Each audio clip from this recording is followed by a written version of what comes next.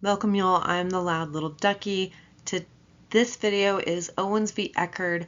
Owens gives her opinions to the Arizona Bar Association about what Woodnick said in his motion for sanctions. And we got a claymation version of Woodnick over here. Being like, not so fast, Owens, not so fast. Let's jump right in and see what she has to say. January 25th, 2024. This was filed in Superior Court of Arizona, County of Maricopa, and this is the reply to petitioner's response to motion for sanctions pursuant to Rule 26. Respondent Clayton Echard, by and through undersigned counsel, hereby replies to petitioner's response to motion for sanctions pursuant to Rule 26. Petitioner continues to cause respondent to incur unnecessary attorney fees and costs delaying discovery. The very crux of this frivolous litigation is easily resolved by petitioner disclosing non-confidential and uncontroversial evidence of her claimed miscarriage, as well as the statutory required fetal death certificates affirming the same. The petitioner continues to refuse to provide this easily obtainable evidence after she invoked Rule 2, begs the question that this entire pregnancy narrative was nothing more than a fraudulent ruse to coerce respondent into dating petitioner. To the extent applicable, respondent incorporates all of his pending filings as and for his reply, respondent states as follows. Number 1, the requirement of Rule 9c have been met and or were impossible to meet due to petitioner's refusal to acknowledge respondent could not have made her pregnant. As fully detailed in respondent's response / objection to petitioner's motion to dismiss, petition to establish paternity, legal decision-making, parenting time, and child support with prejudice, filed January 3rd, 2024. Respondent, which is Clayton Echard, clearly informed petitioner, Owens, in writing that she could not be pregnant by him as they only had oral sex. Respondent even offered to meet in person with petitioner, with witness present in light of her concerning behavior, to discuss the rudimentary facts. Petitioner refused to meet with him, and if he did not agree to her bizarre request to date and explore intimacy with her, see Exhibit 2, respondent's response / objection to petitioner's motion for confidentiality and preliminary protective order, petitioner brings this entire action knowing that she was not and could not be pregnant by respondent, is the conduct that violates Rule 26b. The petitioner is now claiming that she was somehow not given notice of her sanctionable conduct is patently absurd, as conveyed to her directly by respondent through respondent's granted injunction against her harassment, through 3 paternity tests, and through counsel. Petitioner's filing was based on fiction. This is not an instant where petitioner may have mistakenly alleged something that needed to be corrected through an amended filing. This is a uniquely disturbing. What is uniquely and disturbing other than Owens herself? Uniquely and disturbing case where petitioners expended judicial resources to fabricate a pregnancy narrative to force respondent into a relationship with her, invited media attention, and is now desperately grasping at procedural straws to evade providing simple and uncontroversial disclosures like a government certificate confirming the alleged miscarriage. 2. All of petitioner's filings arguably violate Rule 26b.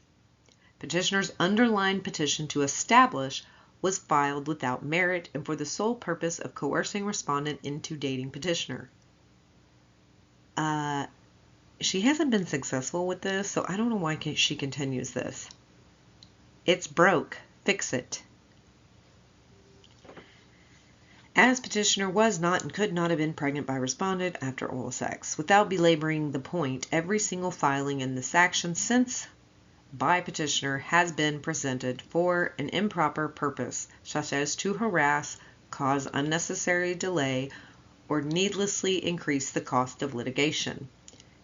Includes claims that are frivolous, unwarranted by existing law, is entirely lacking in evidentiary support, and contains factual contentions that are unwarranted based on the evidence. See Rule 26b 1 through 4.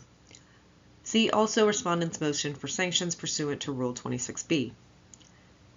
As has been the crux of Respondent's filings, Petitioner could not have been pregnant by Respondent as they did not have sexual intercourse, and she has provided no verifiable medical evidence to support her claims, ostensibly because none exists.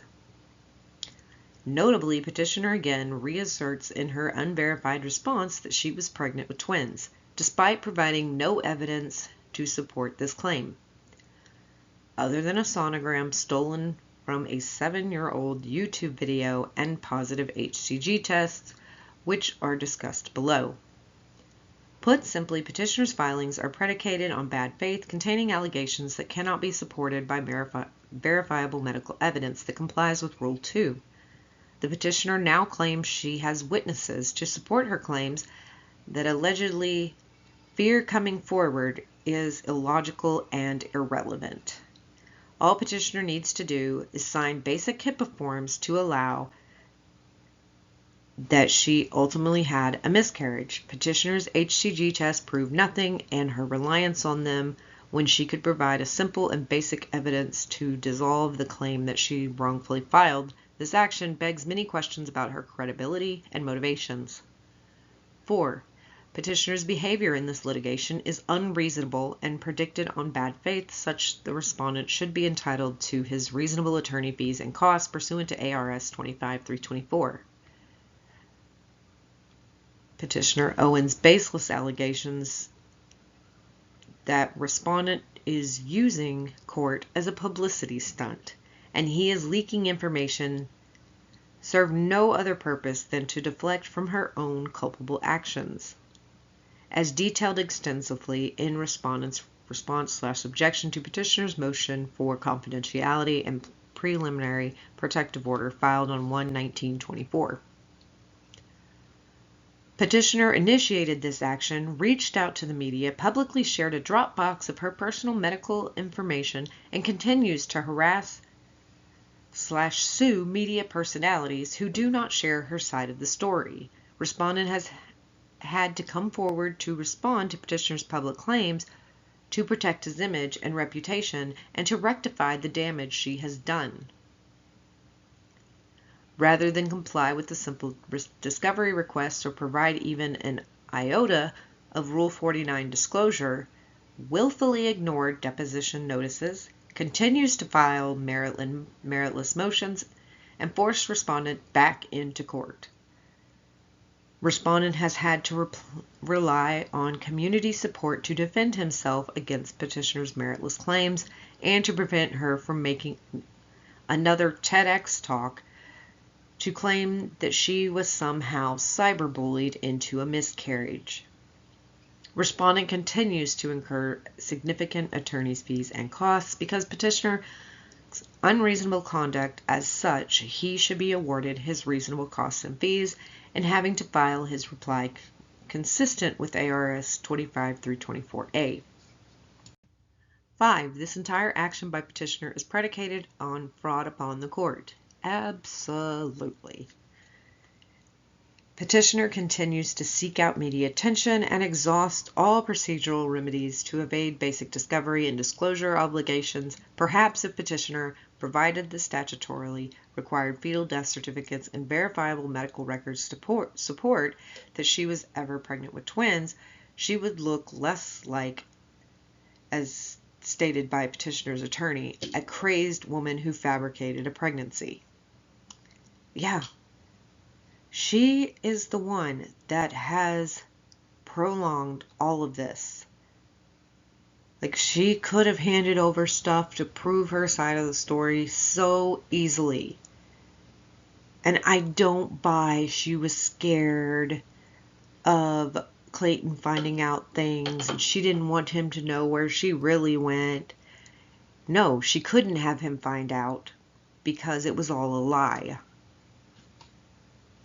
Wherefore, respondent respectfully requests that this court enter the following orders. A. Grant respondent's motion for sanctions pursuant to Rule 26B. B. Impose appropriate sanctions against petitioner, including but not limited to awarding respondents his reasonable attorney fees and costs. C. Award respondent his reasonable attorney fees and costs incurred due to petitioner's unreasonableness pursuant to ARS 25-324. D. For such further and other relief as this court deems just and proper under these circumstances, respectfully submitted. 25th day of January 2024, signed by Woodnick. Copy was sent to Judge Matta and Corey Keith, who was Owens' attorney at the time. The verification, as always. I, Clayton Echard, declare under penalty of perjury that I am the respondent in the above captioned matter, that I have read the foregoing reply to petitioner's response to motion for sanctions pursuant to Rule 26, and I know of the contents therefore that forthgoing is true and correct according to the best of my knowledge, information, and belief, and as to the things stated upon the information believed to be true. Signed January 25th, 2024 by Clayton. Here we have screenshots. I have one final thing to say that I think you might find important and have nothing to lose by sharing it with you. I have been in a dark place, as I said yesterday, and emotionally tortured since we hooked up because I feel like I didn't know how to bring this up to you. But at this point, I might as well have not been on birth control since what happened to me about 15 months ago. There hasn't been a reason since, as I said, I hadn't done anything with anyone since then. Being sexually responsible was not on my radar after taking the gummy and our clothes coming off. When I went to your bathroom afterwards, some of your fluids were down there. In all honesty, I was planning to take Plan B when I got home, but then when you said you were going to church, I realized you had a strong faith base as well and questioned whether or not it was a sign that I should. Stop looking for signs. Stop looking for the sign.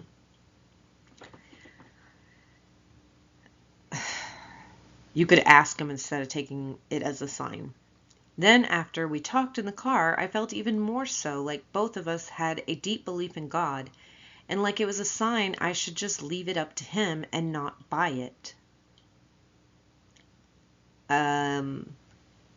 Okay, so if God wanted you not to have this baby, he would miscarriage it for you?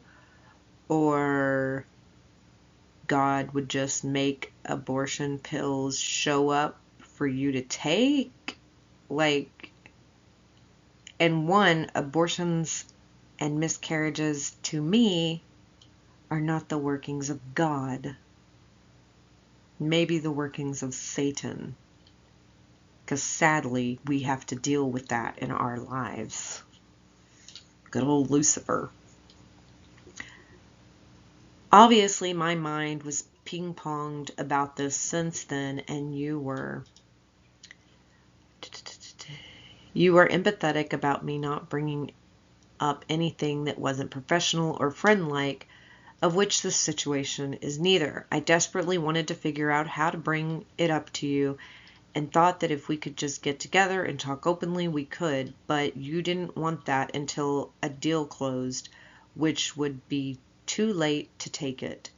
I wanted to ask you how you felt about me taking it from a religious standpoint. Then you should have asked him. Clearly, I was factoring in things that you weren't, that made me panic and led to a total breakdown in communication. No, you being cray-cray did that. My podcast has Fertility Test Kit as a sponsor, and so yes, I know I am fertile. At this point, from my overwhelming research on Plan B, I'm sure you've done so much research on it, because you don't ever take it. Since Sunday, it's most effective 3 days after, but can work 5 days out, meaning this is the last day I could take it and have a hope of it working if it needs to.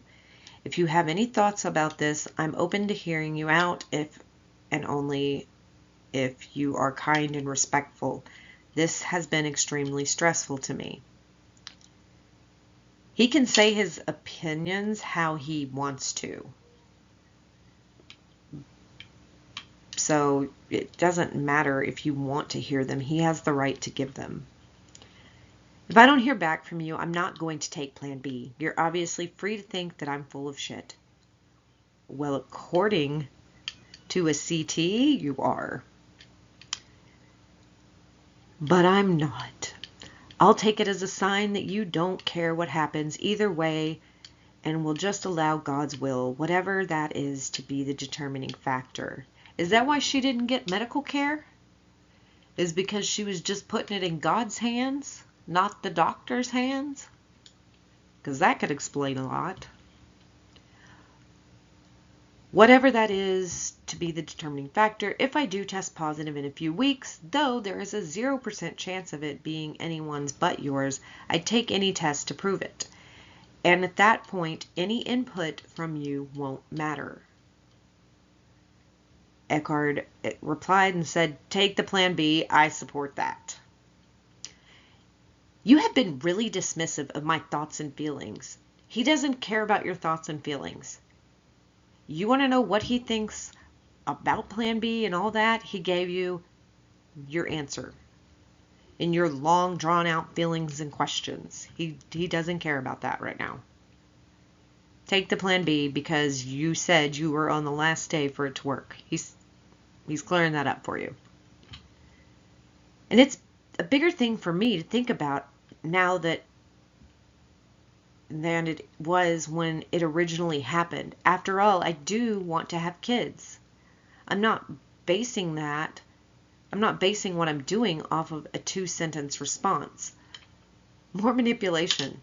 You asked him what he thought. He gave you the answer. Now it's not good enough for you. Manipulation. Also, in one of her original responses, this says some of your fluids were down there. Well, guess what? When it hits the air, because you had enough time for it to hit there, out of the area, go to the bathroom and notice it. The semen is dead at that point.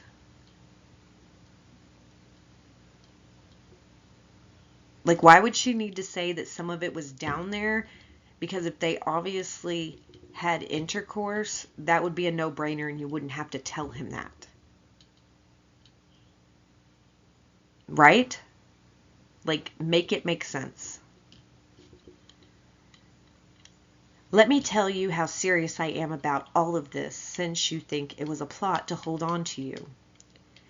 If you were to tell me that we could date if I admitted to making it up, as you called it before, I would tell you no can do. None of this is made up, and I am genuinely panicked. I cannot be more serious about this.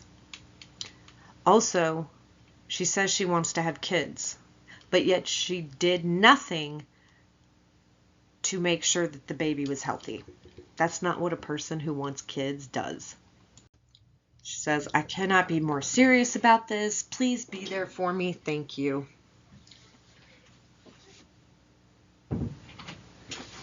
I'm debating filing a police report. Please leave me alone.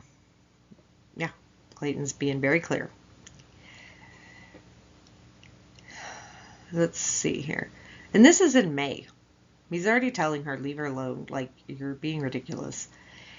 If you file a police report because A, I'm trying to figure out about plan B tonight, and B, I'm trying to figure out the status of my offers I made last night, and you won't even tell me if they are active or not, I will file a report with the AAR, which I am absolutely entitled to do, but don't want to do. Yes, you do. Because you like revenge. You like an eye for an eye. You don't get what you want, you throw a hissy fit and do something to retaliate. You're a child. Can you please simply help me figure out these issues? At least you said you would be a part of the child's life. If I'm pregnant and pay child support, which makes me feel better not taking it. Thank you. No, I would file a police report for harassment and would get a protection order. These messages alone would be enough to enact one. There has not been a response to either offer, so in 2 hours they will be inactive. But again, I have text trying to transfer you over to my brokerage and you declined. So you have no case against me for the AAR. I did my due diligence. Yes. See, he said he submitted him. Maybe he submitted him to his broker. I don't know if he actually submitted him otherwise. I mean, he can prove that in court, whatever. That's not really relevant to this matter. But she did decline to work with somebody else. And you can fire your clients. He says, and I looked into the rules for what a father has to provide. At the minimum, he would have to pay child support, but have no involvement other than financial, which is exactly what I would do. Be completely absent. You would get a check in the mail and that's it. You'd never see me and I would never help other than financially. But again, you're not pregnant because I did not pre-cum. So this is all hypothetical. It's funny, you're trying to get me to believe I pre-came. Laughing emoji, laughing emoji. I can feel it when it happens, and I know without a doubt that it didn't. So again, one more thing you're just making up. I didn't know that you didn't withdraw my offers. You said I would have to resign or resubmit, which I didn't want to do because then I wouldn't be taken seriously. I wanted to keep them active since we signed a contract. I emailed you this afternoon to get an update. No response. I just emailed your agency prior to your response to ask the status. Please keep me posted on it and tell me how I can make a counter offer. I have also checked into it with an attorney, so if you want to challenge me on it being an AAR violation, go ahead. It is. That's pretty awful about what you said you would do as a 30-year-old man to an innocent child, especially since I know your reputation is important to you. Mine is too. I don't think it is. And I would be a great mom. That's debatable. All I have asked you is for kindness as I figured it out tonight. And it was cum of some sort. I don't know the difference between the types of cum. But I know what I felt years ago when I was on the pill and my ex went inside me and it felt like that to me. I know what I felt like in around my V, which would be the ultimate landing spot for it. Don't try to portray me as some sort of nut job just because it makes you feel better.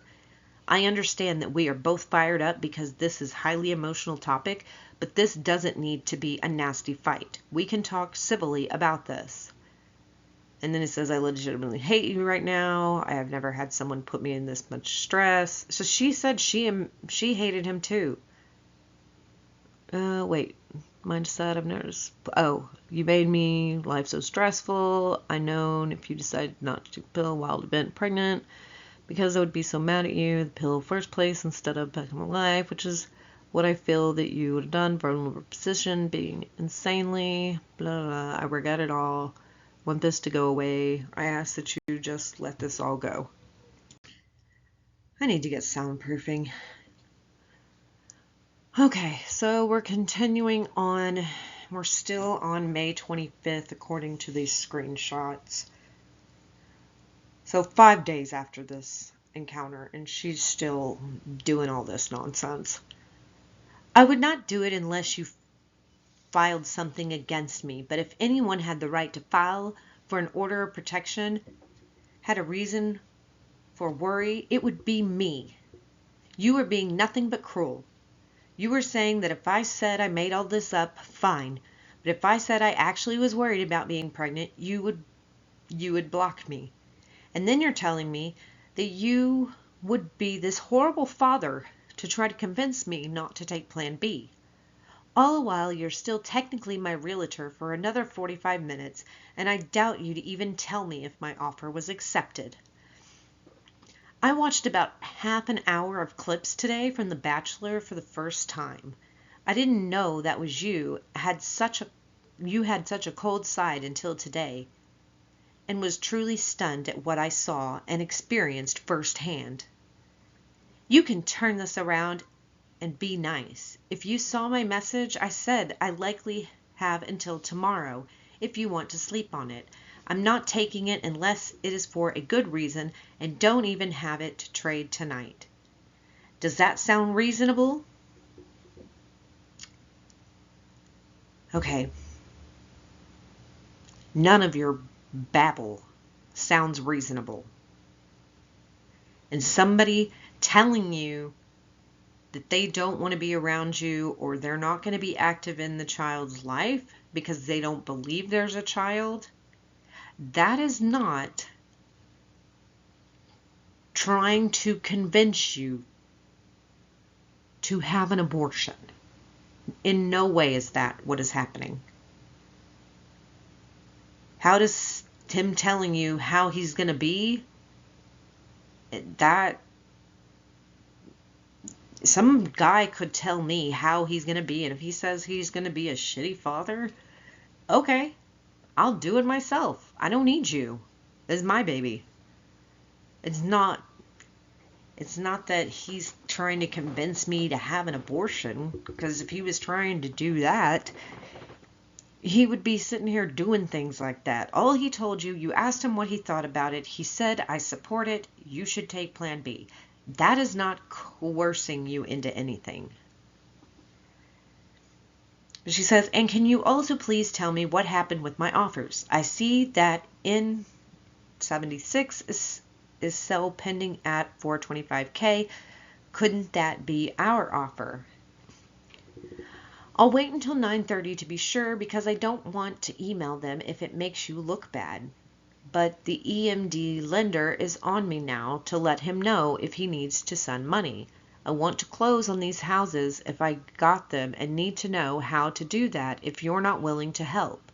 I emailed your agency a few hours ago and have not gotten a response. Okay, so then we're definitely into Friday the 26th. It says, I didn't receive an offer from you or Clayton. Okay, so that's what it says. It says, my name is Owens. I apologize for the email, but wanted to check regarding the status of my offer. My realtor, Clayton Echard, about the other offer. Okay, so it just says she was inquiring about it, and the person said he never received an offer. And then she says, can you please explain what he's talking about? You never sent it in, Clayton? If you can't answer me on this, please connect me with your broker to ask him what happened and what the status is. So that was 6:54 a.m. and then we had 9:18 a.m. Now we're at 3:55 p.m. You might want to check your email regarding what I told you about Saturday night. Told you I wasn't crazy. No, I have not taken Plan B. Not responding won't change whether or not I'm pregnant, and there are more public avenues to alert you to if I am, which I don't want to use. I would rather deal with it just between us. No, you wouldn't. The properties, I don't even know what to say, honestly. I feel like this whole week has just been nonstop panic attack. You are so damn talented and smart with real estate, so it crushes me to see that you self-sabotaged here when you could have done $1.124 million in deals in a week. I have everything ready to go, and you dropped the ball. I don't want to see this happen to someone else, and will report you to the AAR and your company unless you give me an explanation as to why you A, didn't submit the offer, and B, didn't tell me that you had spoken to somebody. We'll see. Okay, didn't tell me you had spoken to the realtor of 76th Street about being a backup. C, left me in a lurch about whether or not you had withdrawn my offers or were representing me in the first place. And D, refused to respond to my request for your broker's info so I could get on top of these days. I don't even know what that means. I made offers based on your input, and now I don't even know what to do. I think I will pull out if I'm going to be repped by the seller's agent and need to make a decision right now. This is just all too much. The last thing I wanted to do is to make you look bad and report you as a realtor. But I would be a bad human not to try to help others who wanted their dream home in case you decided to sabotage them as well. You tried to work against me. I know you were going through a tough time, and I will listen if you want to explain why you acted as you did, because despite your personal issues with me, I was owed duties from my realtor that were not provided. If you choose to ignore me, that's fine, but know that I will be taking action soon. First of all, he did tell you that he wanted to get you a different realtor, and he explained to you why. You turned that down. So don't act like you just were left out here not knowing things. And he was going to give you the broker's info, but you said you didn't want it. That's why you don't have it. She goes on to say, at 5:20 p.m., because she just keeps going. She has nothing better to do with her days. As a courtesy, I just sent you what I am going to send your boss, Austin. If I don't hear from you by 6, because I need to figure out how to proceed from here. I can't get myself to send it right now. I'm just extremely upset and disappointed right now. And for some bizarre reason, I still believe in you despite how you have acted. Ma'am, you have known this person for like 5 days. Why do you believe in someone so much after one rendezvous night, one date night? That's weird. Now we're moving on to 7:21 p.m. Never mind, I'm sending it. I need help with properties, and you said your broker is the best. You have been so cold and left me in the lurch. With the way you're acting, I would never consider getting an abortion if I'm pregnant because you can't even treat me or listen to me like a human being. Being kind and understanding would have gone a long way. So you're having a revenge baby. I will show him that he can't treat me bad. I'm going to have a child by him. Okay. Yeah, bring the baby into the messy world. I mean, there's not one, but if there was one. I'm sure your baby would love to find out. You know why? Because he didn't submit my he didn't submit my property offers. So to get back at him, I had to bring you into this world. My God. Her thinking is so off base. Okay, so she's to June 1st. Please check your email. I am pregnant. I went to the doctor today and I have explained everything in the email that confirms it's yours. No. Nothing confirms it's his except for a paternity DNA test. A P-stick test doesn't say it's his, but okay. And then it's got her other stuff, the P-test stuff, her receipts.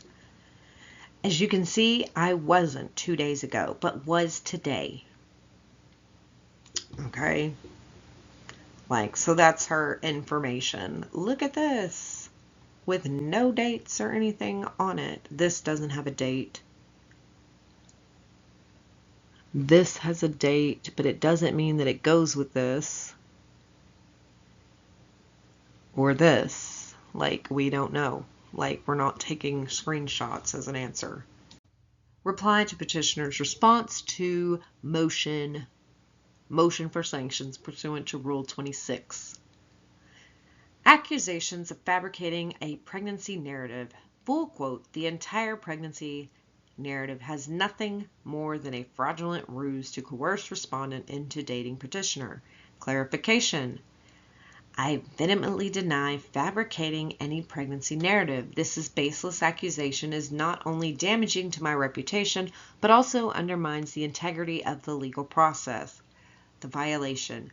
This allegation by respondent's attorney could be seen as a violation of Rule 8.4c of Arizona Rules of Professional Conduct, which prohibits conduct involving dishonesty, fraud, deceit, or misrepresentation, which we went over those 4 words previously, and those are words that describe Owens. Baseless claims of coercion. Full quote. Petitioner's underlying petition to establish was filed without merit and for sole purpose of coercion respondent to dating petitioner. Potential violation. The claim that my filings were aimed at coercion is not only false, but also an affront to my character. My actions have been driven by a pursuit of justice and truth, not by ulterior motives as suggested. This could be seen as a violation of Rule 3.1, which requires a lawyer shall not bring proceeding unless there is a basis in law and fact for doing so. That is not frivolous. Accusations of using legal filings as a form of personal coercion without evidence are unusual and disparaging. Well, good thing we have evidence then, right? Unfounded allegations of misuse of judicial resources. Full quote. This entire action by petitioner is predicated upon fraud upon the court. Potential violation. This statement is not only deeply insulting, but also undermines the integrity of the legal process by making unfounded accusations of fraud and fabricating evidence. It also includes a personal attack that is both disrespectful and unprofessional. Such allegations could breach Rule 3.3, which mandates candor towards the tribunal. He's being just fine with the tribunal. Owens, you're not in the tribunal.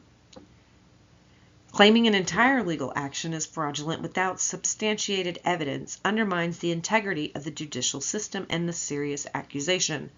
This could also be seen as a violation of Rule 8.4c of the Arizona Rules of Professional Conduct, which prohibits conduct involving dishonesty, fraud, deceit, misrepresentation. Furthermore, it also may violate Rule 8.4d, which prohibits conduct that is prejudicial to the administration of justice given the disparaging and unfounded nature of the comments made.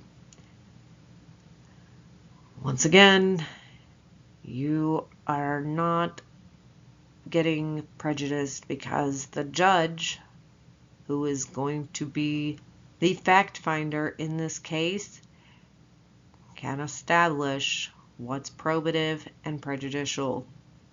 We do not have a jury in this case. Claims of evading discovery without merit. Full quote. Petitioner continues to seek out media attention and exhausts all her procedural remedies to evade basic discovery and disclosure obligations. Potential violation. The violation. This might infringe on Rule 3.4, which involves fairness to opposing party and counsel. Suggesting evasion of discovery without proof is not only appropriate, but it also undermines the procedural fairness of the legal process. I have been desperate to stop media attention, which is why you emailed a bunch of media tip lines. Give me a break. Which is why I filed for a protective order, since Mr. Woodnick has leaked every document to the press. No, he has not. That is called court filings are public. Read the Constitution. This is provable because what has been leaked is in full color, which court documents ordered properly would not be, and they are released to a content creator who Mr. Woodnick went to dinner a few weeks ago before they are even in ECR. Okay. Do you have proof of that? And even if they did, okay. Also, you put things in a Dropbox. You put things out on social media yourself. I wonder how we could have gotten these. You sent emails. That's how we get the information, is from you, Owens. Accusations of harassment through litigation. Full quote. Petitioner's behavior in this litigation is unreasonable and predicated on bad faith. Potential violation. This could potentially violate Rule 3.1 regarding bringing or defending a proceeding only on the basis that it is not frivolous. Accusing someone of bad faith litigation without solid evidence can be seen as an attempt to tarnish their reputation unjustly. We have evidence that you did this in bad faith.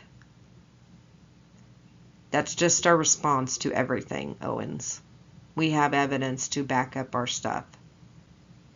Do you have evidence to back up your stuff? We would like to know. Unjust character attacks. Full quote. Perhaps in petitioner provided the statutory rejected fetal death certificate, she would look less like a crazed woman who fabricated a pregnancy. Notice she put ellipses in there. Because Woodnick said, as her counsel or whatever stated, he didn't call her a crazed woman who fabricated her pregnancy. He said, as her counsel or whatever said. Her own attorney said this, if she did this. So, yeah, you're missing a good chunk that is context for that. Potential violation. This personal attack would be seen as a breach of Rule 8.4d, which prohibits conduct that is prejudicial to the administration of injustice. Such derogatory comments are not only inappropriate but also demeaning the legal and judicial process by introducing unfounded personal attacks into legal filings. Misleading claims about legal filings. Full quote. Every single filing in this action by petitioner has been presented for an improper purpose, such as to harass, cause unnecessary delay, or needlessly increase the cost of litigation. Potential violation. This could contravene Rule 3.1, which mandates that a lawyer shall not bring or defend a proceeding unless there is a basis in law and fact for doing so that is not frivolous. Accusing all filings of being for an improper purpose without evidence is misleading and injurious. Okay. Well, do you have any evidence that they are not frivolous? Do you have evidence for that? Improper speculation on medical evidence. Full quote. Despite her repeated assertions, positive HCG tests are not verifiable medical evidence of pregnancy. Potential violation. This statement could potentially violate Rule 8.4c by insinuating dishonesty or misrepresentation regarding medical evidence without proper basis, which is disrespectful and could mislead the tribunal. Once again, no. And it isn't. It's not misleading. HCG tests are not verifiable proof. It's just not. You could say you could believe it, but that you have to have more evidence than that. And the fact that you stated you did and you saw certain doctors and you lied about it, your credibility is shot, woman. And then we go into unsubstantiated claims of deceptive court behavior. Full quote. Petitioner then appeared in court wearing an obscenely fake pregnant stomach, furthering her fraudulent narrative. Potential violation. If such a claim were made without substantiation, it would constitute a violation of Rule 8.4c for conduct involving dishonesty, fraud, deceit, or misrepresentation. Given the seriousness of accusing someone of deceiving the court in such a manner. You deceived the court in such a manner, and it's on video. You just didn't like the fact that it was on video, and you didn't know it was going to be on video, so your planning backfired. That's what you're mad about. You got called out. Groundless accusations of manipulating media. Full quote. Petitioner's baseless allegations that respondent is using the court as a publicity stunt serve no purpose other than to deflect from her own culpable actions. Potential violation. This could potentially breach Rule 8.4D by suggesting manipulation of media for personal gain without evidence. Your sent box video you sent Dave Neal is evidence, which can be seen as a prejudicial to the administration of justice. Well, stop doing these things.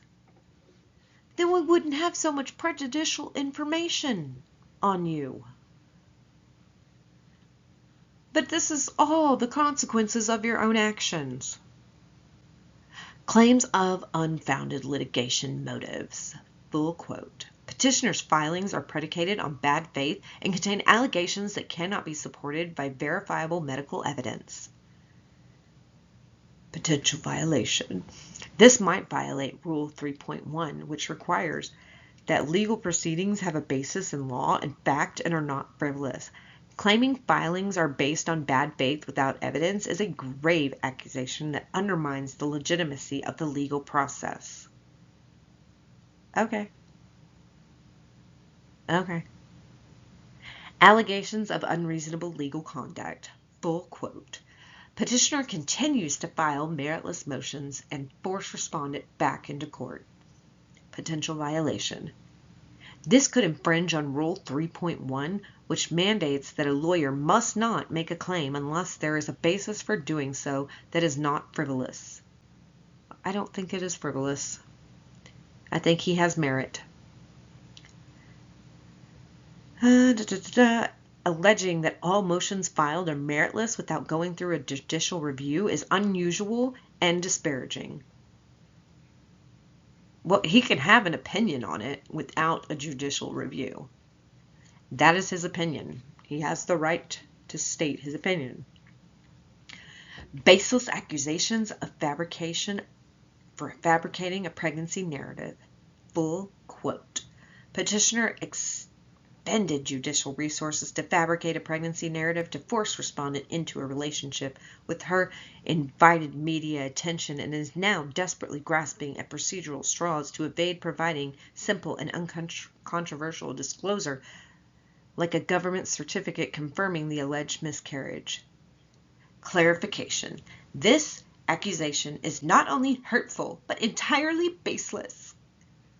I have always acted in good faith and with respect to the court's time and resources. The suggestion that I fabricated a pregnancy narrative for personal gain is offensive and without merit. All right, enough for the dramas and the dramatic reasoning of why she thinks Woodnick needs to be Arizona bar needs to do something about him. I'm not seeing anything here. That's where we are going to stop with this video. So our quote of the day is going to be from Gandhi. Coercion cannot be but result in chaos in the end. And what do we have here? Chaos. Nothing but chaos. Subscribe, like, share this video, and I will see you in the next one.